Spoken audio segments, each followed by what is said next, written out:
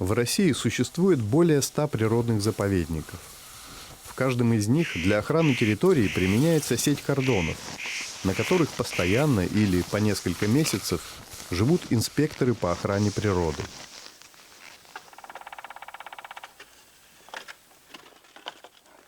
Эти люди подолгу работают в суровых условиях, наедине с дикой природой. Кто они, чем занимаются, о чем думают, расскажет этот фильм.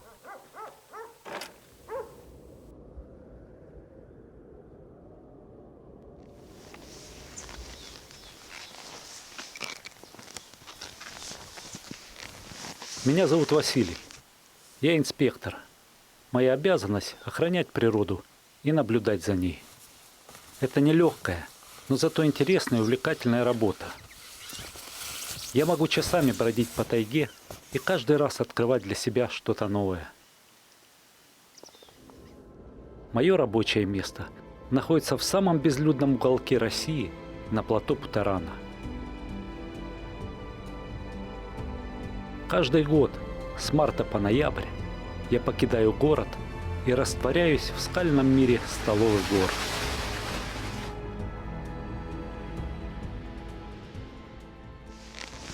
Скажу сразу, романтикой и большими деньгами тут совсем не пахнет. Жизнь в тайге – это постоянный труд и ежедневная борьба за выживание. Но иначе я свою жизнь уже не представляю.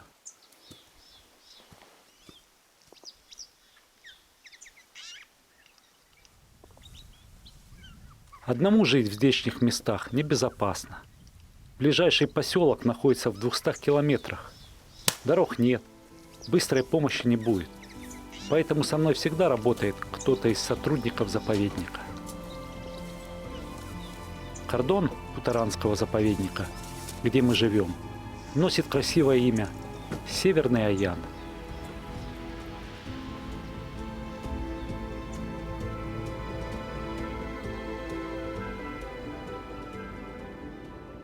Кордон расположен в северной оконечности озера Аян, в центральной, самой высокой части плато. Это сердце плато Путарана. Многие мечтают попасть в эти потайные места, чтобы услышать его таинственный ритм.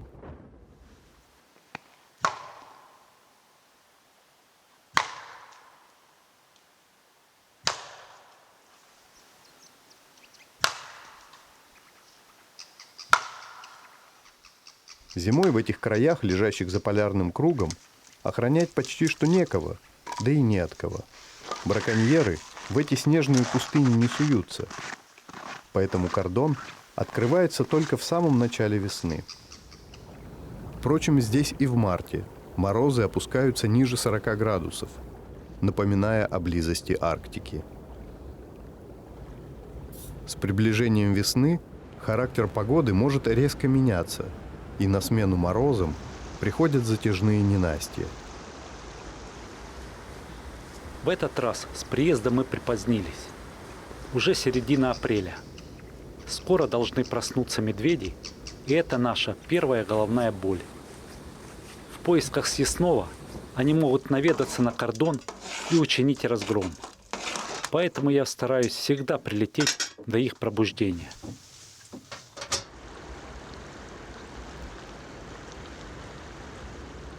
С каждым днем солнце пригревает все сильнее. Значит, медведи скоро проснутся. Чтобы подсчитать их количество, инспекторы устанавливают фотоловушки возле деревьев, к которым медведи приходят каждой весной освежить свои границы.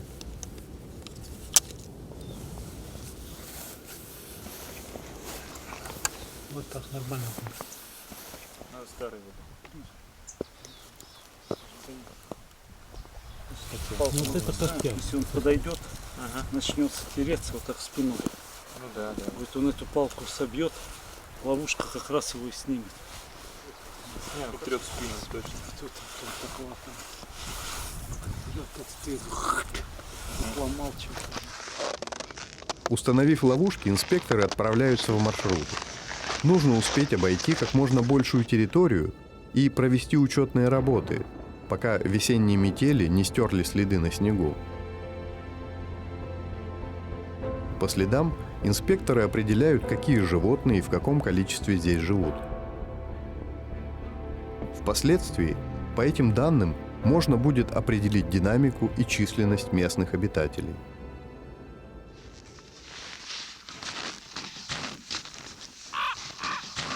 Как правило, мы сначала обходим территорию по границе леса. Здесь больше всего следов. В основном это следы куропаток и зайцев. Заяц набегал тут по кустам. Их привлекают заросли кустарника, где можно найти еду и быстро скрыться от опасности. Опасаться здесь есть кого. Они могут стать легкой добычей волка, росомахи или хищных птиц. Видишь, тут потоптался, понюхал. Одинаковые следы, видишь, он прыжками как шут пошел дальше. Впрочем, следов четвероногих хищников немного. Олени в этой долине не зимуют, и хищникам недостаточно пропитания. Поэтому они откачевывают на зиму вслед за оленями. В глубине леса следов почти нет. Здесь снег рыхлый и глубокий, поэтому животные без особой нужды сюда не заходят. Разве что соболь, которому любой снег не помеха.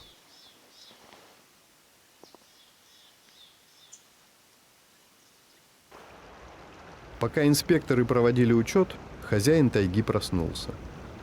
Первым делом медведи направляются к реке и туда, где уже появились проталины. В таких местах всегда можно найти вытаившую падаль, откопать корешки и заодно поживиться прошлогодней ягодой.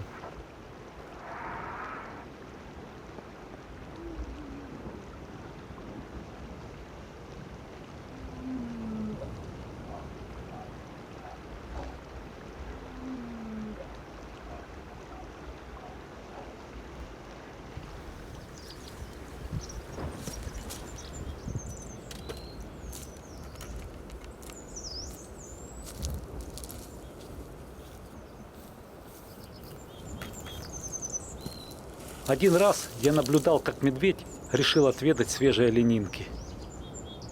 Очевидно, он еще молод и не знает, что для такой охоты надо быть по меньшей мере спринтером.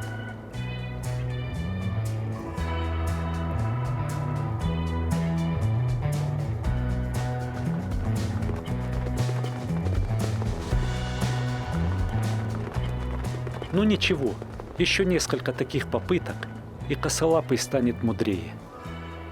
Верный способ найти что-то съестное – неустанно топтать лапы и наматывать километры.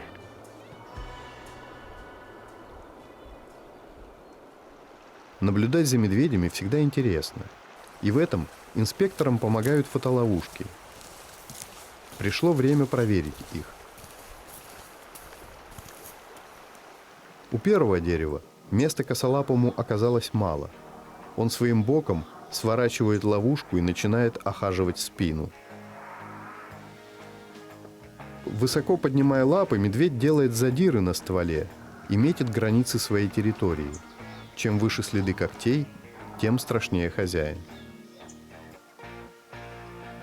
А вот еще одну неудачную попытку косолапого догнать оленей зафиксировала другая фотоловушка. В большинстве случаев попытки медведей догнать оленей остаются безрезультатными.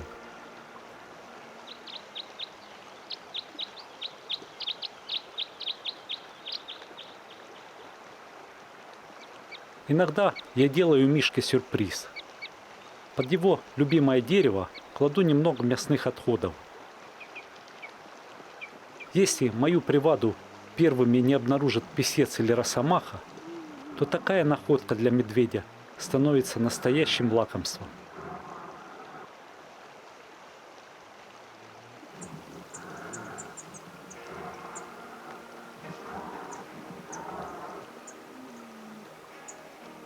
Нередко на территории крупных самцов живет еще несколько молодых медведей. Они также выбирают себе деревья и заявляют о своем присутствии. Но на деревья хозяина подростки все же не претендуют. По крайней мере, фотоловушки таких попыток не зафиксировали.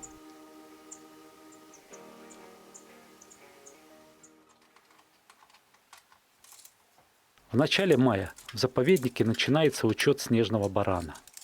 На это время мы должны будем оставить свой кордон и отправиться на южную оконечность озера Аян, чтобы принять участие в работе научных специалистов заповедника. А чтобы не упустить важных событий, мы настраиваем автоматическую метеостанцию и ставим фотоловушки на путях миграции северных оленей.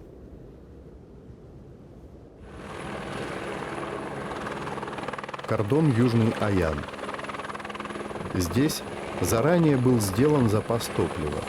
Оно необходимо для проведения самой масштабной за последнее время работы. Ученым предстоит облететь все потайные уголки плато и отыскать самого редкого обитателя плато Путарана – снежного барана, или, как его еще называют, толсторога. Именно сейчас, когда морозы спали, а склоны еще покрыты белым снегом, самое удобное время для учетных работ. Эта задача не из легких. Главный враг исследователей – погода. Она в это время непредсказуема и может испортиться в одночасье. Поэтому надо спешить. У нас каждый день новый маршрут. Ну вот нам надо сейчас завтра У нас посмотрим. будет еще время Нам посидеть, завтра надо посмотреть. пройти вообще по, ну как бы максимум план это Оран Хибарба, заправиться, потом уйти на Хугдекит, там вот вернемся, вот эту шишку обойдем. Да, вот И ее вот так посмотрим. И вот так вот Такие обратно. вот посмотрим. Вот Такие это тут. посмотрим, да, пролетим. И сюда Да, вот пошли. Дулук, вот отсюда перескочим. Заходим параллельно, выходим и обратно.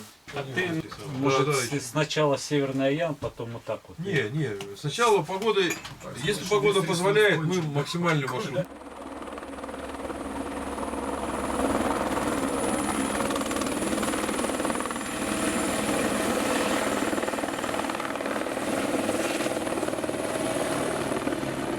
Путаранский подвид толсторога занесен в Красную книгу России и является эндемичным видом плато. Точное количество этих животных неизвестно. Полномасштабного учета никогда еще не проводилось. Слишком большая и труднодоступная территория. На сегодня известна лишь приблизительная их численность. Около 2000 голов. Вон тропа старая. Сильно набитая тропа. Вон они, что, вот их, смотри. Вот его, Миша. Вот справа, смотри. Вот самка еще. Одна, да, вот это оттуда. Это она убежала от тех. С погодой ученым повезло. Им понадобилась всего 1 неделя, чтобы выявить основные места обитания баранов и наметить ключевые участки для полевых работ. Следующий этап, который позволит закрепить полученные данные, это наземные наблюдения.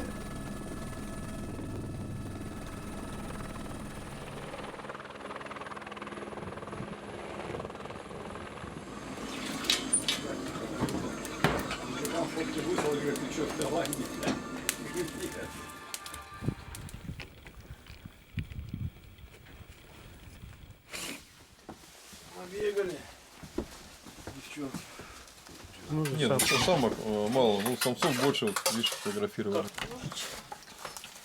Ну вот этот-то вообще такой пенсионерный парень. Этот-то ему лет 12-13, наверное, есть, 100%. Самое больше вчера было, да? Ну, биологи там больше.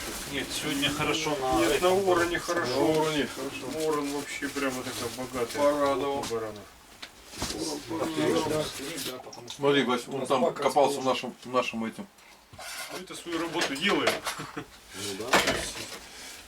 Считаем, то, что мало, это тоже результат.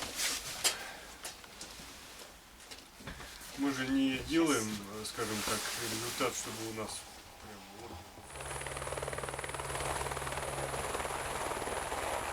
Для наземных наблюдений группу инспекторов вертолет доставил в одно из красивейших мест плато – в долину реки Дулук.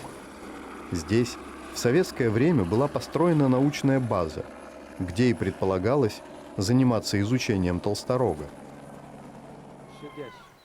Наша задача – обойти окрестные горы, исследовать места обитания толсторога и посчитать их численность и новый приплод. Свои наблюдения мы начинаем с изучения окрестных склонов и поиска маршрута подъема на плато. В противоположном склоне от домика за озером Дулук нам сегодня повезло, и мы наблюдаем 4 самок с одним ягненком. Они ходят, пасутся, ягненок периодически подходит к мамке и кормится. Вот, и это редкая такая возможность, когда, не выходя из домика, ты можешь наблюдать за этими чудными животными. Основные места обитания толсторога – это скальные полочки, расположенные выше границы леса в предвершинной части плато.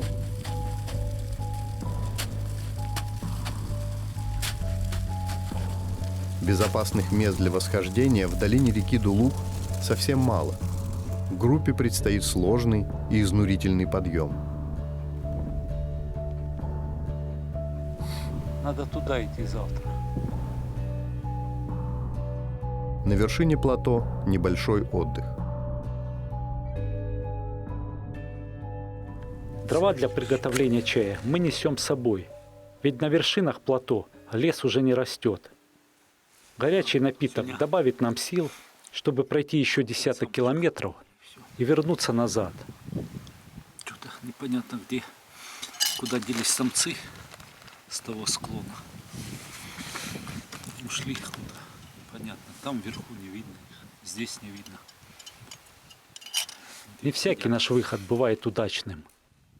Сегодня погода отличная. Мы сидим практически на вершине плато, на левом склоне реки Дулук. Прошли сегодня километров, наверное, 5 по склону в приплотовой части, где как раз живут бараны. Но не встретили ни одного экземпляра. Только их следы жизнедеятельности. Помет на лёжках, вот на таких местах, как я вот сейчас сижу. Вот. И тропочки набитые. Баранов нет. Но ничего. Завтра отправимся дальше исследовать. Найдем. Иногда для учета применяется квадрокоптер. При помощи этой техники можно заглянуть в недоступные места плато.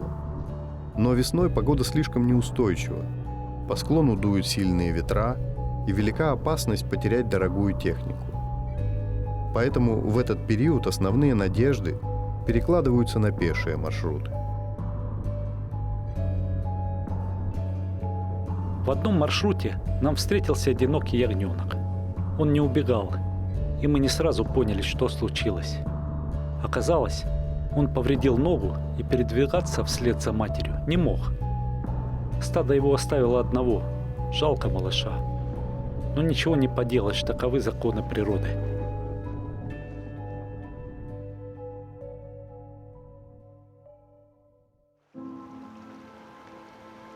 Весенние работы по учету снежного барана закончились. Впереди еще будут летние учеты и длительные маршруты. В природе уже произошли перемены. С каждым днем холода ослабевают, и доказательство тому перелетные птицы. Они активно кормятся на мелководьях, чтобы набираться сил для дальнейшего перелета на север.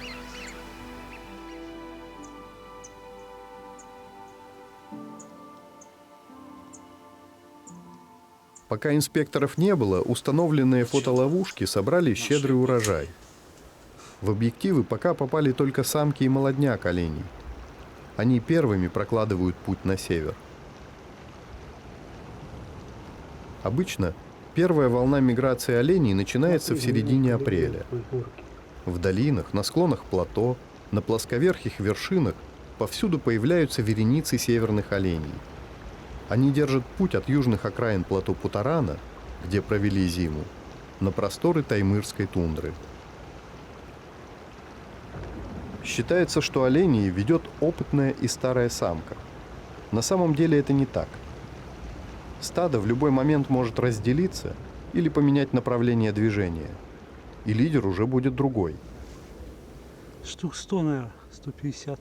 Нет постоянных вожаков, есть только направление. И оно каждый год неизменно, на север, к бескрайним тундрам.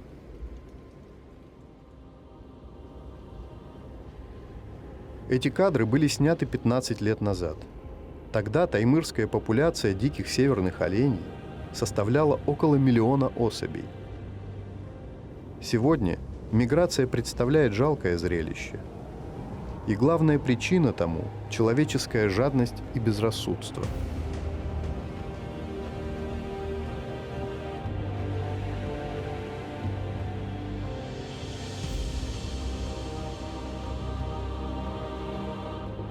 За последние годы сильно вырос спрос на мясо дикого оленя. Массовый и бесконтрольный отстрел животных ради мяса, пантов и камуса неминуемо ведут к уничтожению таймырской популяции оленей. Если в ближайшие годы не установить жесткий контроль, то дикие олени могут исчезнуть, как это чуть не случилось в Канаде в прошлом веке. Северный олень – это главное звено в цепи взаимосвязи хрупкой северной природы. Стоит цепи разорваться, и опустеет дикий уголок нашей большой страны, имя которому Таймыр.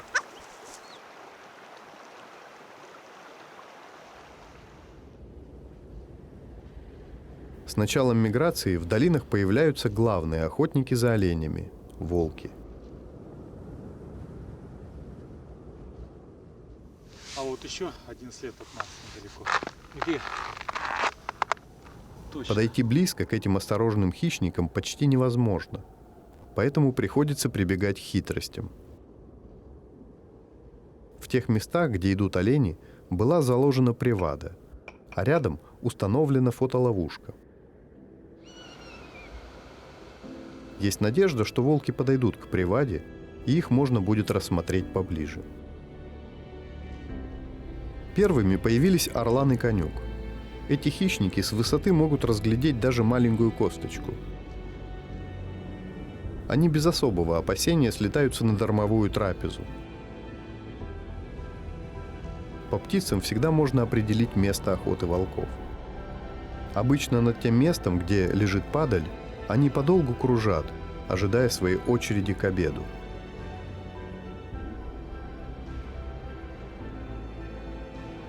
А вот и волки. Они были рядом, но приблизиться к приваде не решились. Очевидно, они чуют, что тут был человек.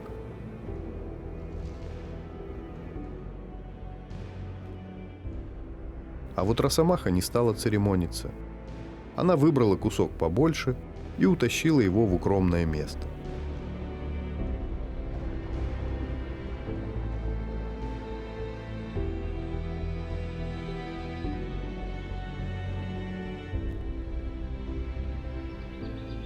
Сегодня люди по-прежнему списывают свои промахи и безрассудство на коварство волков. Но в здешних местах, где таежные просторы контролируют только волки, упрекнуть серых в разбое я не могу. Волки умные и рациональные существа и не станут убивать ради забавы. По крайней мере, за 30 лет своих скитаний по северу я не встречал такого. Сейчас конец мая. Можно сказать, весна началась. На кордоне всегда есть какие-нибудь дела по хозяйству. Пришло время перекрыть крышу домика, подкрасить стены, окна, почистить и перебрать печку, дополнительно утеплить пол, убрать ветровал вокруг кордона, сделать новые сходни к реке. И так набирается всего понемногу.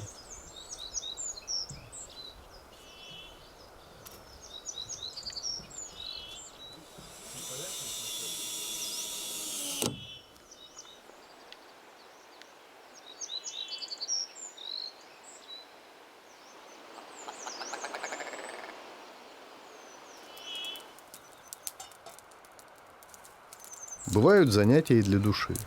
Еще месяц назад инспекторы высадили семена для рассады. Она разрослась, и в домике для нее стало слишком мало места. Я решил попробовать одну затею – построить небольшую теплицу. Когда подолгу живешь в отрыве от цивилизации, всегда хочется чего-нибудь вкусненького, в особенности свежих овощей. Огурцы и помидоры за полярным кругом в горах на высоте 500 метров где погода непредсказуема. Задача не из легких. Подобного агрономического опыта у меня еще не было. В конце концов, если не получится, теплицу всегда можно переделать в небольшой хозяйственный склад. Июнь врывается на плато проливными дождями и сильными ветрами, а в последние годы участились грозы и ураганы. Раньше в здешних краях таких катаклизмов не было. Очевидно, климат меняется. Меняется и природа.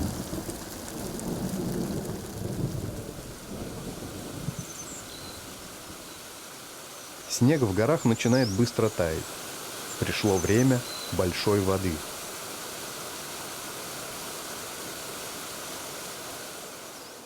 Постепенно дожди и теплый ветер разрушают ледяной панцирь озера, и начинается ледоход. Тонны льда поступают в реку, словно в жерло гигантской мясорубки, перемалываются и уносятся быстрым течением. Долго это зрелище не продлится. Надо успеть запастись льдом. Лед я собираю для хранения продуктов. В здешнем грунте подвал не выкопать, кругом камни. Поэтому я собираю лед, засыпаю им ведра с продуктами и укрываю прошлогодней травой. На 1,5 месяца натуральный холод гарантирован. К концу лета емкости с продуктами мы перенесем в реку. В воде всегда прохладно.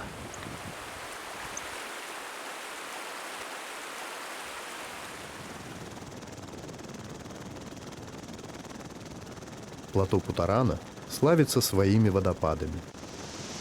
Именно в июне, когда идет активное таяние, водопады становятся полноводными и зрелищными.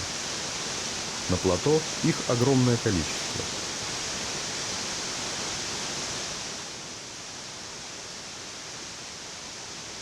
Самый высокий водопад, падающий одним потоком, расположен на реке Канда. Его высота 108 метров.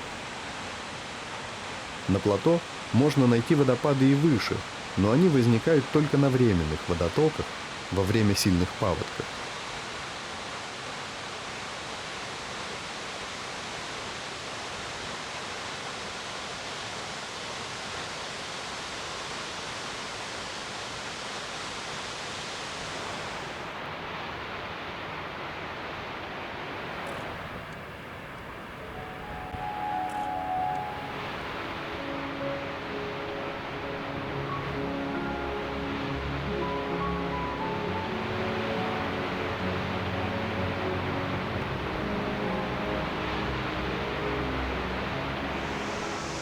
На крупных реках плато низвергаются и самые мощные по водосбросу водопады в нашей стране.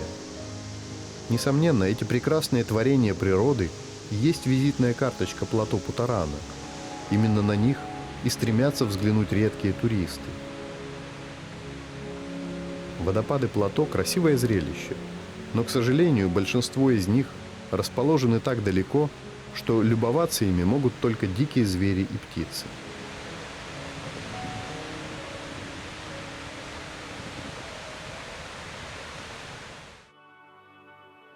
С наступлением лета увидеть животных становится очень трудно. Все скрывает зеленая листва. Использование фотоловушек в это время единственный способ побольше узнать об обитателях долины. Доступными для наблюдения в это время становятся только птицы. Найти гнездовье не так уж и сложно.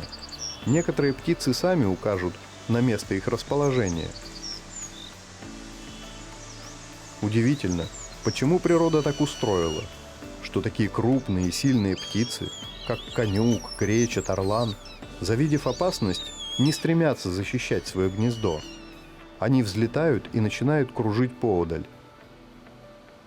Понятно, что взрослые птицы сохраняют прежде всего свою жизнь. Но почему тогда птицы поменьше, такие как дрозд, куропатка, крачка, поморник, могут бесстрашно броситься на человека?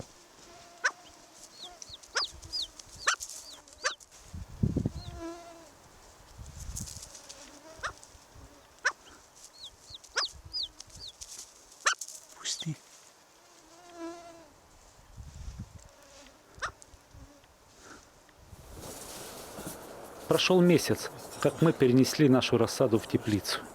И вот он, первый урожай. Даже не верится. Этой ночью было около 0, а у нас уже начинается витаминный сезон. Ну а под свежие витамины и борщ наваристей, и вкуснее.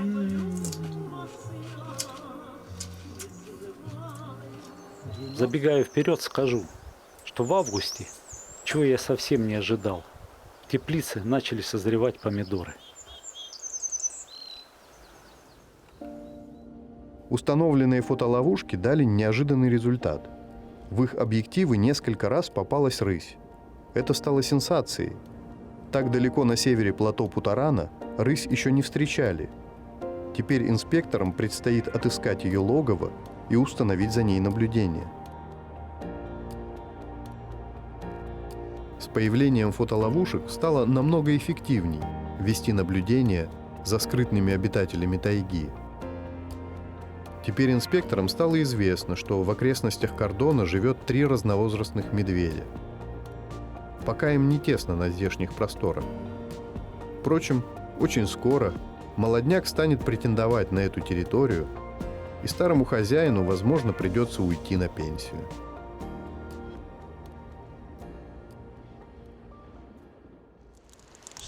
Три месяца на кордоне Ян пролетели незаметно. Завтра прилетит вертолет с новым напарником. И снова у нас будут новые маршруты, наблюдения за природой и хозяйственные хлопоты. Работа инспектора не прерывается.